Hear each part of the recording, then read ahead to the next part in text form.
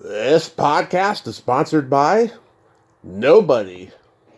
Hey guys, this is Carrie Moore, one half of the Moore twins in Friday the 13th, the final chapter, and you're listening to Tommy Throwback Kovac on Splat from the Past. Bravo, Tommy, for winning the Stinkathon. Hey dudes, welcome to Splat from the Past, the only 80s themed horror sci-fi show where things can get totally radical. Now today I will be welcoming John Furey. John, of course, played Paul in Friday the 13th, Part 2, and he will be, I believe, my 7th guest from that movie. He was also in the Creature Features throwback film from 1980, Island Claws. And he has guest starred on every classic TV show you could think of. I mean, from, God, Chips to Lou Grant to Who's the Boss and Father Dowling Mysteries, Walker, Texas Ranger, so many great shows. And he's married to the actress Denise Gallick, who's been in so many great things as well. And it's going to be a great show today, and I cannot wait. And I met John back in 2019 at Monsterpalooza. He was a really nice guy, and it's going to be great to have him on. Also, today is October 16th. It would have been my grandpa Bill's birthday. He died in 1977, 6 years before I was even born. The guy lived a hard but fun life. He fought in World War II. He gambled at the racetrack. He worked for the post office. So sad I never got to meet him, but I just had to say this here in the opening. Happy birthday and rest in peace, Grandpa Bill. So yeah, here is my interview with John Furey.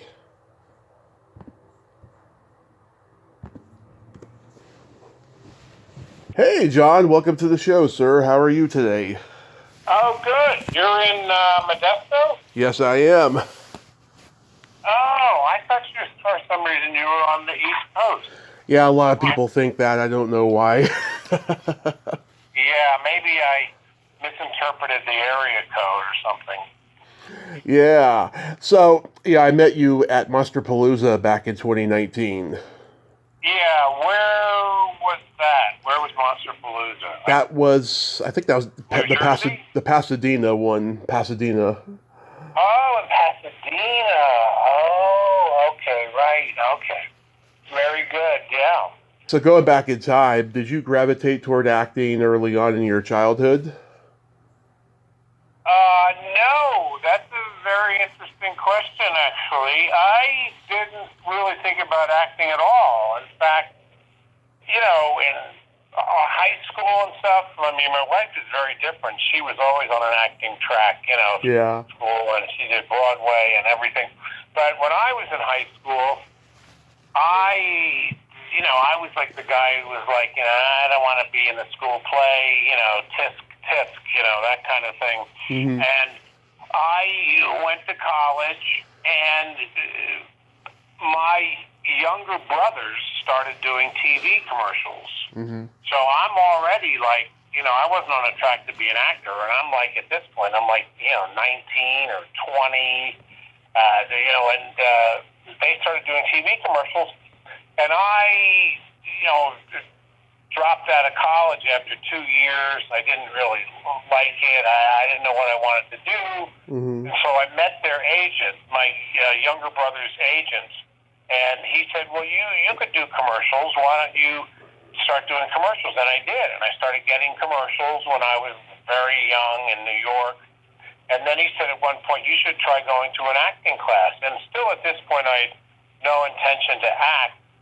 And I'm stop me if I'm talking too long, but so I went to the HB studio Mm-hmm. in Greenwich Village, and Nice. I started taking acting classes. And I took them from Herbert Berghoff, who owned it with Uta Hagen, I don't know if you know who they are, but Mm-hmm. she was a big Broadway actress, and he was a big actor too for a while. Oh, yeah. Anyway, they both long since died, but I also studied under this guy named Jess Asuna. And Jess at one point I had done scenes and stuff and in class, and he came up to me one time and he said, it sort of always stayed with me. He goes, I don't know if you take this seriously, but you're actually really good at it, and you should think about doing it as a career. Mm-hmm. And at that point, I'm like 20, 21 or whatever I was, and I hadn't really thought about it. It was just sort of a means to end to get commercials. And so I did, and I got in a play, and then it sort of went on from there, and then I became serious about acting, So nice. Kind of interesting, because if he had never said to me, you're good at this, you should think about doing it as a career, not as a hobby, So yeah. Anyway, there's a long answer to your question. Now we're done, right? Yeah. So when you were there at the now we're finished. Thank you for coming. Yeah. So when you were at HB Studios, did you see anybody that later became known as somebody in acting? Oh yeah. I saw. Who did I see? Not a lot of people, but I knew people that worked a lot. But if you're asking about people who became famous, not really so much. But I knew people who became working actors. But yeah. Yeah, because I know everybody, so like I'm sure I'd probably know their names. Well, I don't know. Oh, Kevin O'Brien went to the HBO studio and studied with Uta Hagen. Kevin was in part 3. Yeah. Thanks to me, because I was friends with Steve, so I had to meet Kevin. Yeah. Kevin went there, and a girl I dated for a while, Martina Degnan, went there, and I'll tell you a good story though. Do you want to hear a good story? Sure. Okay. I'm at the HB studio, and I'm working on a scene. I actually wrote an article that got published in the New York Times about this.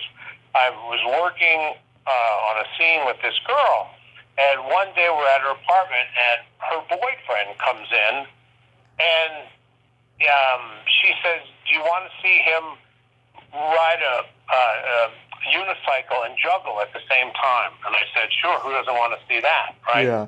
So he does it, blah, blah, blah, and then one day he comes to class. He comes to our class, because he's her boyfriend, and we do the scene, and he does it in class, because Herbert Berghoff thought it was, fantastic that he could do this juggle and everything and ride a unicycle. Okay, class ends, we go out to this bar, I forgot the name of it, right around the corner from the HB studio, famous bar, I can't think of the name of it. Anyway, we're sitting there, this is a true story, and we're talking, and at one point, I showed him this trick. I said, I can make a salt shaker stand on its side, like the Leaning Tower of Pisa. Yeah. So I did it, and I blew you ever seen that trick? No. Oh, well, you put a little salt there, and you turn it on its side, and you blow the salt away, and it looks like it's just leaning on its side by itself. Okay. Okay. Do this, and the guy looks at me, and he says, and he's French, and he has a French accent. He says, "This is fantastic." He goes, I can't believe this, because I've never seen anything like this. Da, da, da, da, da. He goes on and on and on. Okay, cut to, we're about ready to leave the restaurant, and I say to him, I said, "How long are you going to be in New York?" And he says, "I'm going to be here for about another month. Or 2 weeks," he might have said, or 3 weeks. And I said, "Well, what are you going to do the rest of the time you're here?" And he says to me, "I'm going to walk between the Twin Towers of the World Trade Center."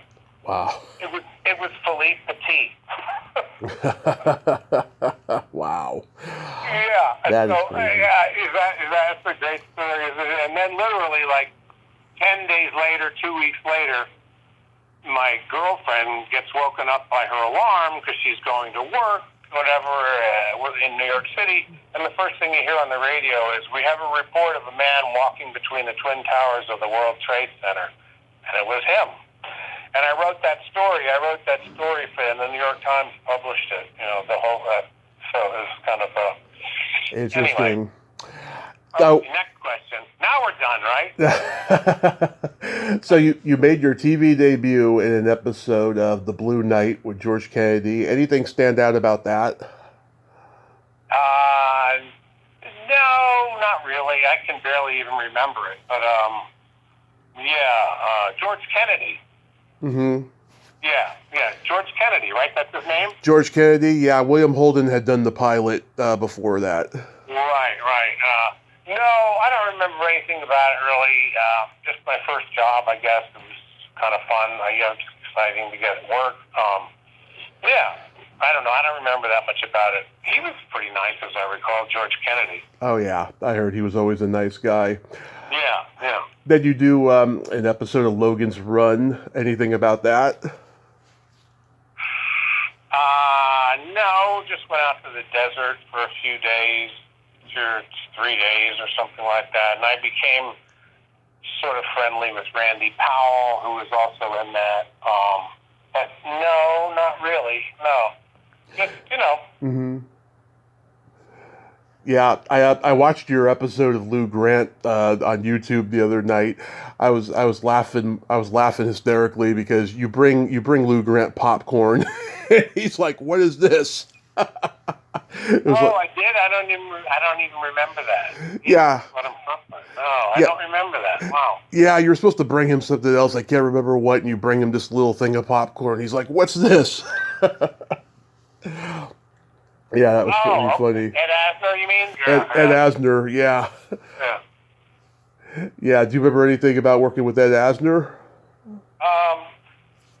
No, not really. Just that he was a very nice guy. He seemed very nice, and I had met him on subsequent times, but no, very nice guy, yeah. Yeah, I got to interview him before he passed, and that was pretty interesting. I'm a huge fan of Island Claws. I don't know if you hear that often, but I love the old creature feature movies, and this is certainly a homage to the old, creature feature movies of the 50s. Yeah, it was. And that crab never worked. Really? They spent $1 million on that crab, and it didn't really work. So they had to. It was supposed to do stuff that it didn't do, and we shot that in Key Biscayne, Florida. Wow. So, and I ended up dating. I was dating Martina, who was in it. She was one of the leads, Martina Degnan. Mm-hmm. I just told you about from Uda's class at HB Studio, but I didn't know her then. That was like the long, Yeah. It has a great cast of legends: Robert Lansing, Barry Nelson, Nita Talbot. Did you get to meet or work with any of them? I don't know who I can't even remember who I worked with, but my wife did a Broadway play that Robert Lansing was in called Finishing Touches, in 1970, whatever, 4, something like that, 5. Yeah. But no, that's about, that was just fun to be in, to do that gig in Florida, yeah. Were they all live crabs? No, that big monster crab was like a mechanical crab, and it didn't work. I know, but like the crabs in general that are in the movie. Oh, I suppose so, yeah. I think they were, yeah. Like when they shot stuff on the beach or whatever, yeah, I think so. Yeah, I'm surprised it was Florida that was filmed and not Maine, because that's usually where, the crustaceans come from, Right, that's true. So getting You into... just had them in a cage and put them out on the sand or whatever they did, yeah. Mm-hmm. So getting into Friday the 13th Part 2, it's been 43 years. Are you amazed that people still remember you from this movie? Oh, yeah, totally. It's crazy. I never really thought anything would... 40 years later, I never thought anybody would, know that much about it, let alone go to conventions. I've gone to conventions in Europe and, all over the United States, and, people... the autographs, it's crazy. The fans are, it's amazing that it has this following. It's just crazy. Yeah, I never thought in my lifetime that this series would be still popular. I thought I was going to be the only one who liked these movies. I've interviewed Amy and Lauren and Bill and Stu and Warrington, and they all have amazement over the film's longevity. I thought you and Amy had the best chemistry of any couple in the Jason movies.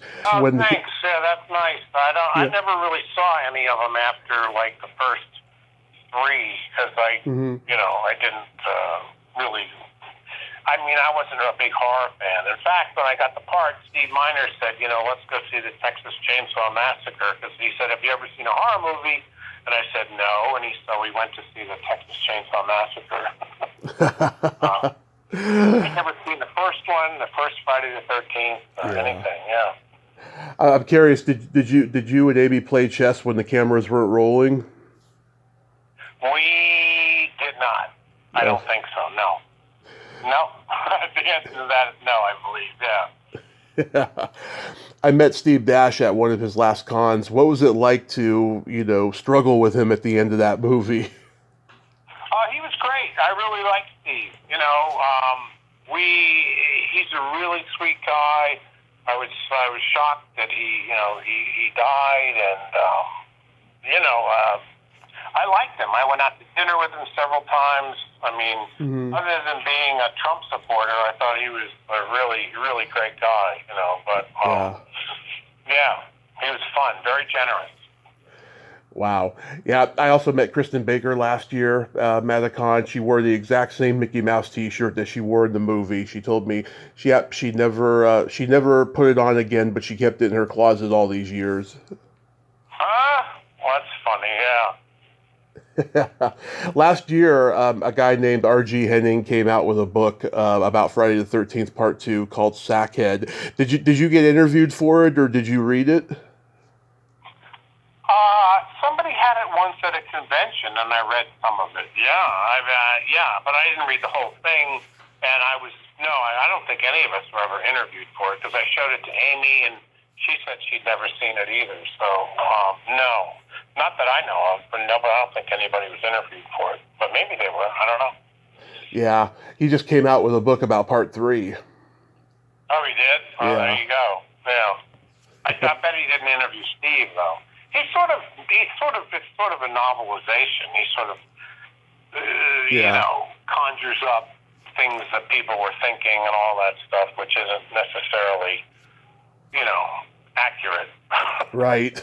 Well, most books do that, unfortunately. Yeah. I mean, I'm not, saying it was inaccurate. It was just his interpretation of what he thought was going on, Right. The characters, not even the real.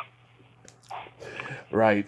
I love the Cheers episode you did. I remember seeing it when I was a kid. It was like one of my early educations on homosexuality, because I'm from San Francisco, and occasionally, I'd see a drag queen or something in our neighborhood, but I didn't fully grasp about what being gay was in the old days. How was that experience? Oh, it was great. I really liked it. I mean, Jim Burrows is fun. He's the director. He's a real fun guy with actors. He's very appreciative, and he laughs a lot. You can hear him if you watch the show. You can hear his laugh, when the audience is laughing, because he's a big laugher. And, yeah, everybody was really sweet, Mm-hmm. Yeah. Yeah. Did you meet Fred Dreyer? No. Was he in my episode? Yeah, he was. No, I don't think it was Fred Dreyer. It was another guy. It was not Fred Dreyer. I forget it. He was an athlete, but it wasn't Fred Dreyer. Oh, you're right. Alan Autry. Alan Autry. That's who it was. Alan Autry, yeah. Yeah, Fred Dreyer was in another episode. Yeah, it was Alan Autry. Yeah, Ken Tiger, who played one of the gay guys, he was on my friend's podcast, and he said that George Wendt was not comfortable doing this episode because he's a Midwest guy, and I don't think, he was fully educated on gays, and so he was uncomfortable by doing this episode. Oh, well, remember, that was like in the early to mid-'80s or something, so Yeah. I think that's what it was, but, hey, I did a show called Brothers where, you know, Yeah. I kissed the lead guy, you know. Yeah. I forget, I did three episodes of that. It was a big deal because the TV Guide called me up and all this stuff about it was like the first gay kiss on television, you know, and he didn't even want to do it, and so, but anyway. Yeah, then you were also later on Queer as Folk. I mean, you must have a huge cult following from the gay community. Yeah, except on Queer as Folk, I was sort of the Antichrist. You know, I hated that my son was gay. I fought with my wife. I beat up his boyfriend. You know, I wasn't too gay friendly in that show. No, but you know, at least you have that following. Yeah, no, people like the show. Yeah, I mean, they used to. When I used to come on the set, they would, as a joke, because they were all nice, the whole cast. They would boo when I came on the set because it was so gay, you know, gay friendly, and I was sort of the Antichrist. Yeah, some people are just not objective enough to take that at face value, you know. Right. I remember when you played the young judge on Who's the Boss. I remember that episode when it first premiered. I used to watch that show all the time with my mom. Anything stand out about that episode? Yeah, it was fun. I had a lot of fun with that. I really liked that. That was a fun show to do. And it was the 100th episode, so Tony Danza actually invited me to a big 100th episode dinner at Spago, you know, so I got lucky on that, too. Yeah, he used to live in my neighborhood, Tony Danza. I live in Sherman Oaks. I don't know if he's still here, but he used to live around here. Yeah, I've heard he's a great guy. And, you know, a lot of people don't give him credit for what a great actor he is. And this is a great example of this episode because you see a tour de force of him in this episode. In the first few minutes, he loses his temper. You see him play his grandfather in 2 flashback scenes, and then he gets vulnerable with you in the final scene in the judge's chambers. I mean, he is a pretty good actor. Yeah, no, I agree. No, he is good, yeah. Yeah, you walk in and they're all struck by how young you are, and you have to remind them to rise. Right. Yeah, that was fun. And what's her name? You know, Judith Light. Judith Light went on to do a lot of stuff. She's been on Broadway and stuff like that. Now she's done a lot of theater stuff, I think. No matter what she does, though, I'll always remember her as Angela on this show. Yeah, right. Well, that's true. It's like those characters are sort of indelible, like the Seinfeld characters or, you know, whatever. Cheers characters. Although Ted Danson had about 27 lives. He's been on about 18 series since Cheers, too. Oh, yeah, Becker and all that stuff, yeah. Oh, yeah, lots of stuff, yeah. How was making Mutant on the Bounty? Oh, that was a lot of fun. Yeah, I had a great time doing that. Yeah, I worked for 3 weeks out in Valencia at some soundstage. You know, I was mostly shot there. Yeah. It was fun to do this kind of homage to cheesy sci-fi movies.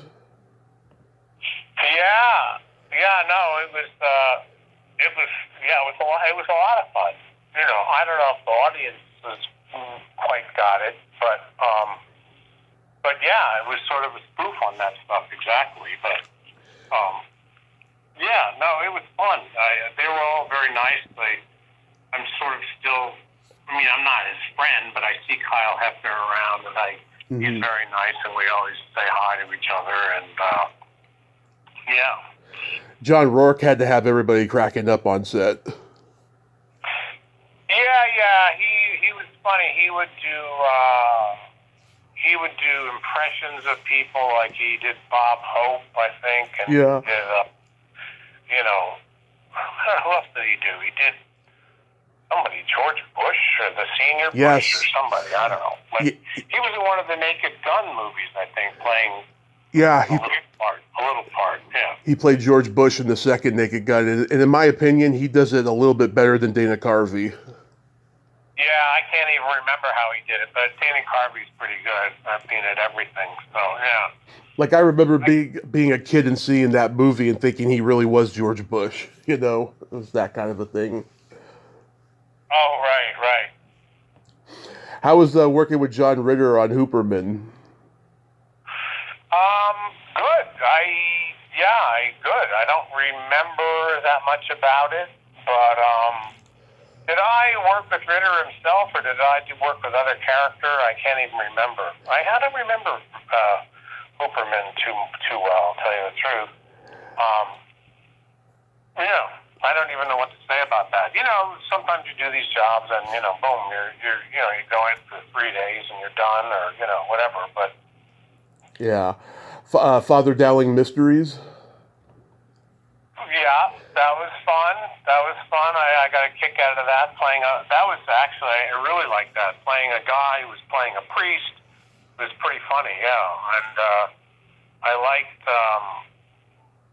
you know, what's his name? What's his name? Who was in Happy Days? Tom Bosley. Bosley was very nice. Yeah, everybody was very nice on that. It was a lot of fun. And Tracy Nelson was very nice. You know, they were there. But I thought that was a lot of fun. And it was in Colorado too. No, we shot it in Pasadena. Oh, okay. Oh, that's right, because it was the Hollywood movie episode. Yeah, I guess so. I don't remember the name of the episode, but yeah. But we didn't go to Colorado, no. Oh, okay. How was the Texas Walker Texas Ranger experience? Good. My friend John Lansing was one of the producers, and he got me in on it. And I just went to Dallas for like 3 days, maybe 4 days. I can't even remember. But yeah, we went out to dinner. He took me out to dinner, some great restaurant in Dallas, and that was good. Oh. Yeah, Cherie J. Wilson. I've had her on the podcast twice. She's a sweetheart. Oh, good. So how did you meet your wife, Denise Gallick? We met on Bay City Blues, Stephen Bochco show about minor league baseball.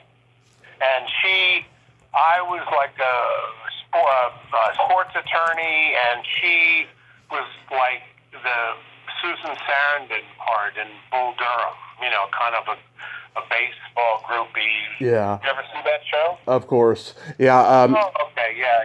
Michelle Green, I've had her on the podcast. I remember when she was on that show. Yeah, and she was dating the director at the time, Greg Hoblet, I think. Yeah.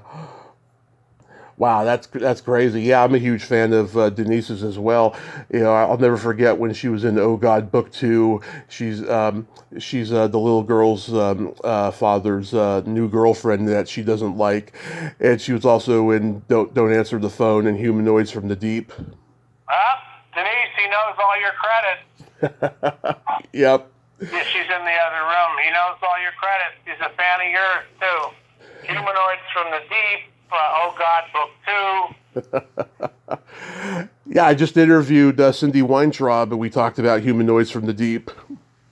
Oh, do you remember Cindy Weintraub, Denise? I do, yeah. Oh. Well, he interviewed her too, yeah. Yeah. Yeah. Good. Yeah, small world, huh? Small world, I know, that's right. Do you have any upcoming projects or con appearances? I might be going to Germany. There's another one next year in L.A., Pasadena. Maybe it's the one you went to years ago. And then I'm not sure if I'm going to go to this one in Germany, but there's one in Dusseldorf, Germany, yeah, that's all I know of right now. But they pop up, you know. Mm-hmm. They pop up from time to time. But no, work-wise, not. You know, I'm sort of semi-retired or three-quarters retired now at this point. I don't really, I don't really work that much anymore. You know, once in a while I'll do something for a friend or whatever. But I don't really, pursue it that hard at all. Yeah. Do you still enjoy it though when you are acting? Oh yeah. I like it. I like it more in the last 10 years or 15 years than I ever have, because I don't really care so much what people think or that kind of thing, or I'm not trying to impress people anymore like I used to when I was like in my 30s or whatever, 40s. So Of course. I don't really worry about that too much anymore. Yeah. Well, I can tell you from a fan standpoint that whenever you're on screen, it's so awesome. Oh, well, thank you. That's very nice of you to say that. That's sweet. Yeah. Of course. So, why don't you want to go to the German con? You just don't want to go through the hassle of going through customs and all of that stuff? Well, no, it's not that. I just, they offered me a guarantee, and it wasn't that much money, and then, I sort of figured after I pay, taxes and exchange rate and commission or whatever to my,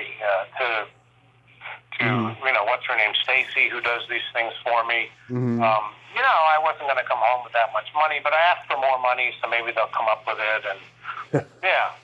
And I like to combine these things with like a trip, where Denise goes too, and we go. Like when I did the one in London, like a year and a half ago, Denise came and we went to Paris afterwards, and we stayed in London for a week, and that kind of thing, Mm-hmm. What's the craziest thing a fan has ever asked you to sign?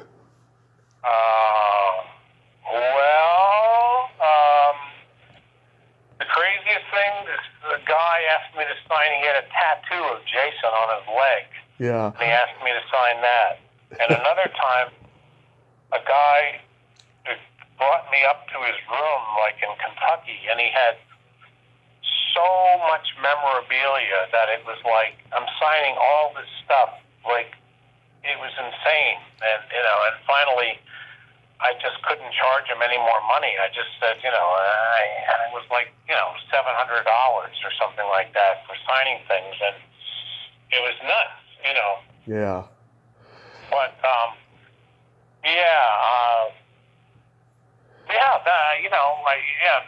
the fans are great. Sometimes they, there's people that are a little nutty, but it's a lot of fun. Yeah, I don't understand why people want body parts signed, because it's going to come off in a few days. It's not permanent. It's really crazy. Yeah, no, I know. It's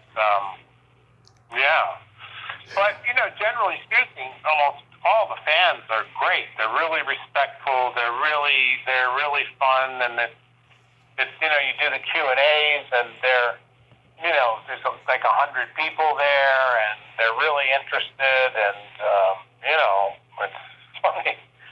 Yeah, it's great. Yeah. Whoever would have imagined after all these years? Yeah, it's blown up huge. I never thought in my lifetime that would happen. Well, John, I thank you so much for coming on today. Maybe I'll see you again at a con someday. Oh yeah, I hope so. Nice talking to you, and Yep. be well. Hang in there, and I don't know what else to say. Jason's out there, man. Jason's out there. Jason's out there. Yes. Yeah, I did a con in. I'll let you go. I'm going to go, but I did a con in New Jersey at the site of the first, literally 14 months ago, last summer.